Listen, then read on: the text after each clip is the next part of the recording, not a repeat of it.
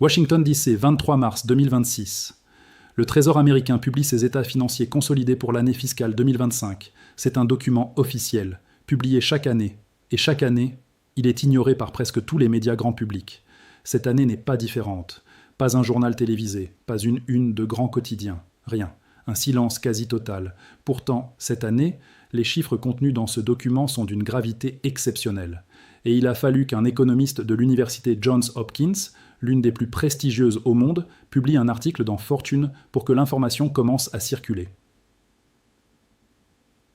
Steve Hanke, professeur d'économie appliquée, ancien conseiller économique de Ronald Reagan. Il ouvre le document du Trésor, il lit les chiffres, et il écrit un article dont le titre dit tout. Le Trésor vient de déclarer les États-Unis insolvables. Les médias l'ont raté. Les médias l'ont effectivement raté. Presque personne n'en a parlé, jusqu'à aujourd'hui. Parce que ce que Hanke dit, et ce que la guerre en Iran vient d'ajouter à cette équation, mérite qu'on s'y arrête sérieusement, pas pour faire peur, pas pour dramatiser, mais pour comprendre ce qui se passe vraiment dans les coulisses de la première économie mondiale pendant qu'elle mène un conflit au Moyen-Orient. Désolé de vous interrompre, mais c'est important. Likez cette vidéo, partagez-la autour de vous et laissez un commentaire. Un seul mot, un cœur, juste ça. YouTube restreint les vidéos, comme celle-ci. Il préfère que vous ne sachiez pas. Votre réaction change tout. Ça prend 3 secondes. Et c'est ce qui permet à cette chaîne de continuer. Maintenant, on commence vraiment. Qui est Steve Hanke et pourquoi il faut l'écouter ? Avant d'entrer dans les chiffres, je veux que vous compreniez précisément pourquoi cette voix mérite votre attention. Parce qu'il y a beaucoup de gens sur Internet qui disent que les États-Unis sont en train de s'effondrer. La plupart n'ont aucune crédibilité sérieuse. Steve Hanke est une exception. Steve Hanke est professeur d'économie appliquée à l'université Johns Hopkins depuis des décennies. Il est l'un des experts mondiaux les plus reconnus sur les crises monétaires et l'hyperinflation. Il a aidé des dizaines de pays à stabiliser leur monnaie en situation d'urgence économique. Il a conseillé Ronald Reagan à la Maison-Blanche. Il est régulièrement publié dans Fortune, le Wall Street Journal, le Financial Times. Il enseigne ses méthodes à des gouvernements du monde entier. Ce n'est pas un commentateur politique. Ce n'est pas quelqu'un qui cherche l'audience ou la polémique. C'est un technicien des bilans financiers qui applique des méthodes comptables rigoureuses aux finances publiques américaines et qui publie ce qu'il trouve, même quand ce n'est pas ce que les gens veulent entendre. Son co-auteur pour cet article dans Fortune est David Walker, l'ancien contrôleur général des États-Unis. Le contrôleur général, c'est le plus haut responsable chargé de superviser officiellement les finances publiques fédérales américaines. Pendant des années, c'était son job de lire ces états financiers et d'alerter le gouvernement et le public sur leur état réel. Ces deux hommes ont décidé ensemble que les chiffres du rapport annuel du Trésor pour 2025 étaient suffisamment graves pour justifier un article dans Fortune, et que personne dans les médias grand public n'en avait parlé. Ils ont raison sur les 2 points. Les chiffres que personne ne vous montre. Voici maintenant les chiffres. Je vais vous les expliquer simplement, parce qu'ils sont importants et que la façon dont on les présente change tout à leur compréhension. Au 30 septembre 2025, fin de l'année fiscale américaine, les états financiers consolidés du gouvernement fédéral révèlent ceci. Actifs totaux du gouvernement américain, 6 060 milliards de dollars. C'est tout ce que possède le gouvernement fédéral. Les bâtiments fédéraux, le Pentagone, les ambassades, les immeubles gouvernementaux, les équipements militaires, les avions, les navires, les véhicules, les réserves d'or, les créances sur d'autres entités, les terrains. Absolument tout ce que possède le gouvernement américain en propre, 6 060 milliards de dollars, passifs inscrits au bilan, 47 780 milliards de dollars. C'est tout ce que doit le gouvernement, la dette publique détenue par le public, environ 28 000 milliards. Les retraites des fonctionnaires fédéraux. Les obligations contractuelles envers les anciens combattants, les garanties diverses, tout ce qui est officiellement inscrit dans les comptes, 47 780 milliards de dollars, la différence, un déficit de bilan de 41 720 milliards de dollars négatifs, et ce déficit s'est détérioré de 2 070 milliards de dollars en une seule année, entre l'exercice 2024 et l'exercice 2025. Maintenant, voici ce que beaucoup de gens ne savent pas. Ces 47 780 milliards de passifs au bilan n'incluent pas la sécurité sociale et Medicare. Ces 2 programmes, qui représentent les droits à la retraite et aux soins médicaux de 330 millions d'Américains, sont comptabilisés séparément dans ce qu'on appelle le Statement of Social Insurance. Leurs engagements projetés sur 75 ans représentent 98 400 milliards de dollars supplémentaires. Si on additionne tout, passif au bilan plus engagement hors bilan, on arrive à 136 200 milliards de dollars d'engagements totaux pour le gouvernement américain, pour 6 060 milliards d'actifs. Pour rendre ça concret, Hanke propose une analogie simple. Divisez tous ces chiffres par 100 millions. Imaginez une famille. Cette famille possède 60 $. Elle doit 1362 $ à ses créanciers. Et chaque année, son déficit s'aggrave de 20 $ supplémentaires. C'est la situation financière du gouvernement américain ramenée à l'échelle d'un ménage. Hanke et Walker concluent, le gouvernement américain est insolvable. La nuance que tout analyste sérieux doit faire. Je suis analyste stratégique. Mon rôle n'est pas de vous alarmer, c'est de vous donner les outils pour comprendre. Et sur ce sujet, il y a une nuance essentielle que je dois vous expliquer avant d'aller plus loin. 2 sites de vérification sérieux, factcheck.org et Snopes, ont examiné les affirmations de Hanke. Leurs conclusions sont importantes. Premièrement, les chiffres sont réels. Personne ne conteste les 6 060 milliards d'actifs, ni les 47 780 milliards de passifs. Ce sont les chiffres officiels du Trésor américain. Ils sont dans le document public. Hanke ne les invente pas. Deuxièmement, le mot « insolvable » est une interprétation comptable, pas une conclusion officielle du Trésor. Et surtout, un gouvernement souverain n'est pas insolvable au même sens qu'une entreprise privée ou une famille. Pourquoi ? Parce qu'il dispose de 2 capacités que les entreprises et les ménages n'ont pas. La première capacité, lever des impôts. Le gouvernement américain peut légalement augmenter les recettes fiscales. Le Bureau du budget du Congrès estime qu'il faudrait augmenter tous les impôts fédéraux de 30% immédiatement et définitivement, ou réduire toutes les dépenses de 25% pour stabiliser la trajectoire à long terme. C'est politiquement très difficile, mais c'est légalement possible. La deuxième capacité, contrôler la monnaie.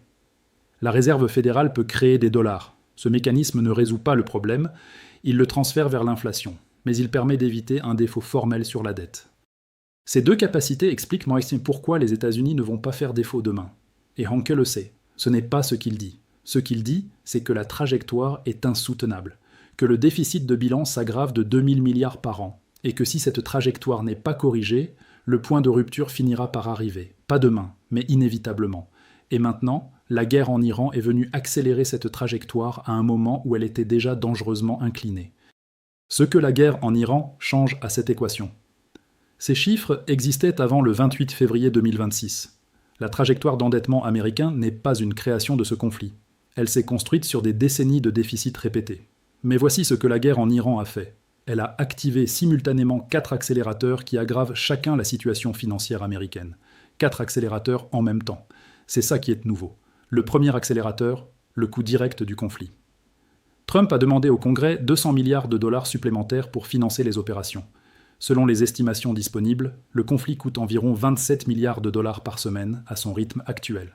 6 semaines d'opérations intenses, c'est environ 160 milliards de dépenses militaires non budgétées. Ces dépenses budget s'ajoutent à un déficit déjà existant. Elles ne sont pas financées par des recettes nouvelles, elles sont financées par de la dette supplémentaire. Chaque dollar de dette nouvelle aggrave le bilan que Hanke a analysé. Le deuxième accélérateur, la hausse des taux d'intérêt. Le rendement des bons du Trésor américain à 10 ans est passé de 3,96% le 27 février, veille du début du conflit, à environ 4,4% aujourd'hui. Cette hausse peut sembler modeste, mais sur 28 000 milliards de dollars de dette publique détenue par le public, chaque demi-point de hausse des taux représente environ 140 milliards de dollars d'intérêts supplémentaires par an.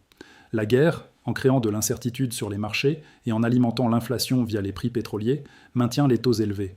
Les marchés exigent une prime de risque plus élevée pour détenir de la dette américaine, et cette prime coûte cher à un gouvernement qui emprunte massivement. Le troisième accélérateur, l'impact du pétrole sur l'économie intérieure. Hanke a été très explicite là-dessus dans son interview. Oubliez le fait que les États-Unis seraient en quelque sorte à l'abri des prix mondiaux du pétrole. La réalité est que les États-Unis exportent globalement plus d'énergie qu'ils n'en importent sur le plan agrégé. Mais ils restent importateurs nets de pétrole brut, la matière première qui alimente les raffineries américaines. Un baril à 107 $ contre 72 $ avant le conflit, c'est une hausse de 48%. Cette hausse se répercute sur le coût du transport, de la production industrielle, du chauffage, de tout ce qui utilise des dérivés du pétrole. Elle crée de l'inflation. Et l'inflation réduit le pouvoir d'achat réel, ralentit la croissance, et donc réduit les recettes fiscales dont le gouvernement a besoin pour financer ses dépenses. Le quatrième accélérateur, la vente massive de bons du Trésor. Nous avons analysé ce point dans notre script sur le pétrodollar. Alors, depuis le début du conflit, les banques centrales étrangères ont vendu 82 milliards de dollars de bons du Trésor américain. Le Japon vend pour stabiliser le yen. La Turquie, l'Inde, la Thaïlande vendent pour payer leurs factures pétrolières en dollars, les pays du Golfe réduisent leurs achats, quand la demande pour la dette américaine baisse, les taux d'intérêt montent pour attirer de nouveaux acheteurs, ce qui renforce le deuxième accélérateur, et ainsi de suite, un cercle vicieux s'installe. 4 accélérateurs simultanés. Chacun aggrave le bilan que Hanke a décrit, et ils se renforcent mutuellement. La thèse la plus controversée, l'Iran gagne stratégiquement. Au-delà de la question financière, Hanke a fait dans son interview avec David Lenn une déclaration encore plus provocatrice. Et je vais vous la présenter honnêtement, avec ses forces et ses limites. L'Iran est en train de gagner cette guerre. Cette affirmation a choqué beaucoup de gens. Comment un pays sous opération aérienne intensive depuis 46 jours, dont le guide suprême a été neutralisé le premier jour, dont les capacités balistiques ont été massivement dégradées, comment ce pays peut-il être en train de gagner ? Hanke ne parle pas de victoire militaire, il parle de victoire stratégique et économique, et son raisonnement est structuré en 3 points précis. Premier point, la stratégie de décapitation a échoué. Les services de renseignement américains et israéliens avaient prédit que l'élimination de Khamenei et de la direction iranienne provoquerait l'effondrement du régime en quelques jours. Les manifestations de janvier laissaient espérer un soulèvement populaire spontané. Rien de tout ça ne s'est produit. Le régime a survécu. Un nouveau guide a été désigné. Les institutions continuent de fonctionner. Cela va rejoindre le livre des échecs, dit Hanke avec une sécheresse caractéristique. La thèse d'un changement de régime rapide s'est révélée fausse. Et quand la thèse stratégique centrale d'une opération militaire est fausse, les objectifs qu'elle était censée atteindre ne le sont pas non plus. Deuxième point, l'Iran contrôle le vrai levier de puissance dans ce conflit. Ce levier ne s'appelle pas missile balistique, il ne s'appelle pas drone kamikaze, il s'appelle Hormuz. Le trafic maritime dans le détroit a chuté de 95% selon Hanke. 1/5 du pétrole mondial est quasi immobilisé. Et cela produit des dommages économiques considérables, non pas en Iran, mais dans les économies occidentales et asiatiques qui dépendent de ce pétrole. Ils ont complètement acculé Trump, dit Hanke, car les économies occidentales subissent déjà des dommages considérables. Un pays militairement supérieur qui subit des dommages économiques croissants à cause d'un adversaire militairement inférieur qui contrôle un point de passage maritime, c'est une définition assez précise d'une situation stratégique défavorable. Troisième point, et c'est le plus contre-intuitif, les exportations de pétrole iranien ont augmenté depuis le début du conflit. Hanke cite des sources à l'intérieur du pays. Le brut iranien repart via des pétroliers qui transitent discrètement par le détroit, vendus à des prix plus élevés avec des remises moins importantes qu'avant. La Chine achète, l'Inde achète, les pays qui refusent de s'aligner sur les sanctions américaines continuent d'acheter. Et l'Iran, sous pression militaire intense, améliore ses revenus pétroliers. Cette affirmation est difficile à vérifier de l'extérieur, mais elle est cohérente avec ce que nous savons du système iranien d'exportation via des pétroliers fantômes qui désactivent leurs traceurs AIS. Ces 3 points ensemble dessinent un tableau que Hanke résume ainsi. Les États-Unis ont une supériorité militaire écrasante, mais l'Iran a une supériorité sur le levier économique qui fait le plus mal à court terme. Et dans un contexte où l'opinion publique américaine soutient de moins en moins le conflit, 27% des Américains soutiennent la poursuite des opérations selon un sondage cité par Hanke, le temps joue en faveur de l'Iran. Ce que le FMI confirme. Je veux maintenant vous donner une source supplémentaire, parce que Hanke n'est pas seul à tirer ses conclusions. Le Fonds monétaire international, institution multilatérale qui n'a aucun intérêt à dramatiser, a abaissé ses prévisions de croissance mondiale à 3,1% pour 2026, contre 3,3% prévus en janvier. Et Pierre-Olivier Gourinchas, le directeur des recherches du FMI, a formulé un scénario sévère qui mérite d'être cité. Notre scénario sévère suppose que les perturbations de l'approvisionnement énergétique se prolongent jusqu'à l'année prochaine. Dans ce scénario, la croissance mondiale tombe à 2% cette année et l'année prochaine, tandis que l'inflation dépasse 6%. Une croissance mondiale à 2% et une inflation à 6%, c'est la définition de la stagflation. Le scénario économique le plus difficile à gérer pour les banques centrales, parce qu'il combine le pire des deux mondes. Si elles relèvent les taux pour combattre l'inflation, elles aggravent le ralentissement économique. Si elles baissent les taux pour stimuler la croissance, elles alimentent l'inflation. Il n'y a pas de bonne réponse, seulement des choix entre des mots différents. Et pour les États-Unis, qui empruntent massivement et dont la dette est sensible au taux d'intérêt, ce scénario est particulièrement destructeur. Une stagflation force la Fed à maintenir des taux élevés. Des taux élevés augmentent le coût du service de la dette. Et un gouvernement déjà insolvable, selon les critères de Hanke, se retrouve à devoir financer ses dépenses à des taux toujours plus élevés. Ce que Hanke propose est pourquoi le système ne peut pas s'auto-réformer. Hanke n'est pas uniquement un diagnostiqueur. il propose aussi des solutions. Et ces solutions sont précises, techniquement solides, et politiquement quasi impossibles à adopter. Ce paradoxe lui-même révèle quelque chose d'important. Première solution, une commission parlementaire indépendante chargée de traiter honnêtement les engagements futurs de la sécurité sociale et Medicare. Ces deux programmes représentent 98 400 milliards de passifs hors bilan. Leur trajectoire est insoutenable en l'état. Une commission pourrait proposer des ajustements, âge de la retraite, formule d'indexation, conditions d'éligibilité, qui rendraient ces programmes viables à long terme sans les supprimer. Deuxième solution, un amendement constitutionnel inspiré du frein à l'endettement suisse. La Suisse a adopté ce mécanisme en 2001 par référendum. Il est entré en vigueur en 2003. Son principe est simple. Les dépenses publiques ne peuvent pas croître plus vite que le PIB réel sur un cycle économique complet. Si des déficits conjoncturels apparaissent pendant une récession, ils doivent être compensés par des excédents pendant les phases de croissance. Résultat, depuis 2003, la dette suisse a été réduite de façon régulière, même pendant des crises majeures. Hanke propose d'adapter ce mécanisme à la réalité américaine. Un amendement constitutionnel qui plafonnerait la croissance des dépenses fédérales au taux de croissance réelle du PIB, et qui exigerait l'équilibre budgétaire sur l'ensemble du cycle. Ces deux solutions sont techniquement saines. Hanke et Walker ne sont pas des idéologues qui veulent détruire l'État. Ce sont des techniciens qui veulent que les engagements pris soient soutenables. Mais voici le problème structurel que Hanke reconnaît lui-même. Le Congrès américain a une incitation permanente à dépenser plus qu'il ne perçoit. Les élus qui augmentent les prestations remportent les élections. Les élus qui réduisent les dépenses les perdent. La logique démocratique à court terme, maximiser les bénéfices pour les électeurs d'aujourd'hui, est incompatible avec la logique financière à long terme, préserver la solvabilité pour les générations futures. Ce n'est pas un problème américain spécifique, c'est un problème de démocratie représentative en général.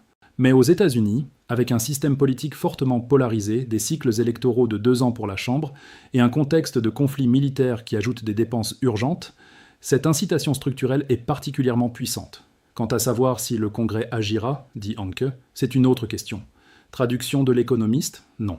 Le Trésor américain publie ses comptes chaque année, 6 060 milliards d'actifs, 136 000 milliards d'engagements totaux. Un déficit qui s'aggrave de 2 000 milliards par an. Et maintenant, une guerre qui ajoute des centaines de milliards de coûts, tout en faisant monter les taux d'intérêt, en pesant sur l'économie intérieure via les prix pétroliers et en accélérant la vente des bons du Trésor par les banques centrales étrangères. Steve Hanke ne dit pas que les États-Unis s'effondrent demain. Je vous ai donné la nuance. Un gouvernement souverain n'est pas une entreprise privée. Il peut lever des impôts, il contrôle sa monnaie. Mais il dit quelque chose d'important que trop peu de gens entendent.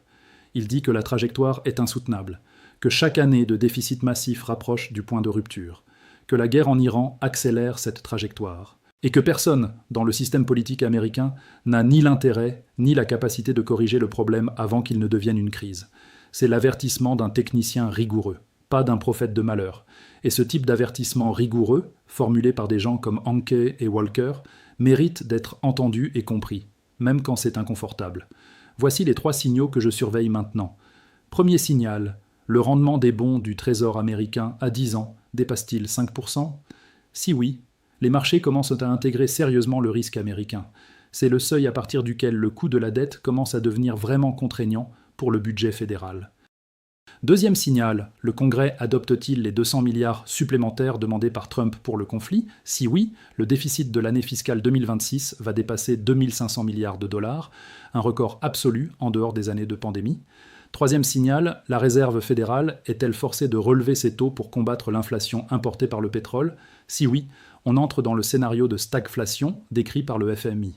Et dans ce scénario, le bilan américain se dégrade encore plus vite que Hanke ne l'a calculé avec les données de 2025. Ces 3 signaux vont définir la santé financière de la première économie mondiale pour les années à venir. Et par ricochet, la valeur de votre épargne, le coût de votre crédit et le prix de tout ce que vous achetez. Dites-moi dans les commentaires, pensez-vous que les États-Unis sont réellement sur une trajectoire dangereuse? Ou Hanke exagère-t-il pour se faire entendre? Et est-ce que la guerre en Iran va forcer enfin le Congrès à agir sur la dette? Ou au contraire, l'aggraver encore? Likez, partagez, un mot ou un cœur en commentaire. Je suis Charles, analyste stratégique. Je décrypte les mécanismes de pouvoir qui redessinent notre monde. On se retrouve demain. Prouve.